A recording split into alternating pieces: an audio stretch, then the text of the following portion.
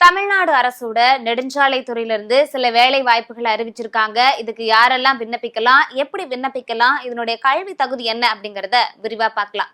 தமிழ்நாடு அரசின் கீழே எங்கிட்டு இருக்கக்கூடிய நெடுஞ்சாலைத்துறையில ஒரே ஒரு காலி பணியிடங்கள் இருக்கு. அது நிரப்பும் பட்சத்துல இப்ப வேலை வாய்ப்பினை அறிவிச்சிருக்காங்க.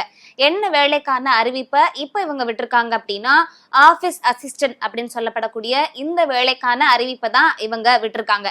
இதுக்கு யாரெல்லாம் விண்ணப்பிக்கலாம் அப்படின்னா, தமிழ்நாட்டில் இருக்கக்கூடிய எல்லா மக்களுமே விண்ணப்பிக்கலாம். ஆனா பணி நியமனம் எங்க போட்டிருக்காங்க அப்படின்னா வேலூர்ல. இதுக்கு எப்படி விண்ணப்பிக்க முடியும் அப்படின்னா, ஆன்லைன் மூலமா மட்டும்தான் விண்ணப்பிக்க முடியும். அதற்கான லிங்கை நாங்க கீழே கொடுத்துருக்கோம். நீங்க தாராளமா அதை பயன்படுத்திக்கலாம். நீங்க இந்த வேலைக்கு விண்ணப்பிக்கிறீங்க அப்படின்னா, உங்களுடைய கல்வி தகுதி என்னவா இருக்கணும் அப்படின்னா, மேக்சிமம் 8th பாஸ் பண்ணாவே போதும் அப்படிங்கிற மாதிரி தான் சொல்லியிருக்காங்க. இன்னொரு முக்கியமான விஷயம் என்ன சொல்லியிருக்காங்க அப்படின்னா, உங்களுக்கு சைக்கிள் ஓட்ட தெரியணும் அப்படிங்கிற மாதிரி சொல்லியிருக்காங்க.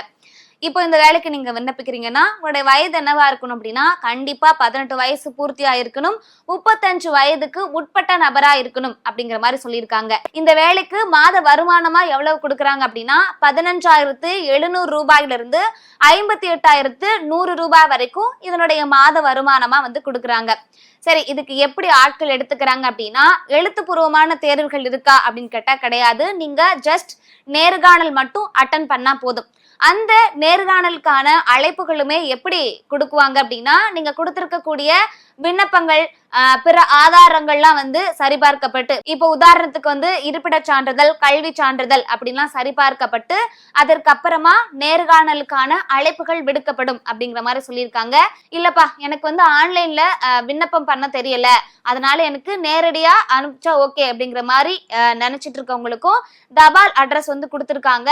அந்த விண்ணப்பத்தை பதிவிறக்கம் செஞ்சு அந்த விண்ணப்பத்தோட சேர்த்து பிற ஆதாரங்களும் சேர்த்து அந்த தபால் மூலியமா அந்த அட்ரஸ்க்கும் அனுப்பி வைக்கலாம் அப்படிங்கிற மாதிரி சொல்லியிருக்காங்க. இந்த வேலைக்கு விண்ணப்பிப்பதற்கான கடைசி அவகாச நாளுமே கொடுத்திருக்காங்க. அது என்னைக்கு அப்படின்னா 23/10/2025. இந்த நாட்கள் தான் இந்த வேலைக்கு விண்ணப்பிப்பதற்கான கடைசி அவகாச நாளா கொடுத்திருக்காங்க. சோ யாரெல்லாம் இந்த வேலைக்கு தகுதியான நபர் அப்படின்னு நினைக்கிறீங்களோ, தாராளமா இந்த ஒரு வேலை வாய்ப்புன்னு கூடிய விரைவில் பயன்படுத்திக்க பாருங்க.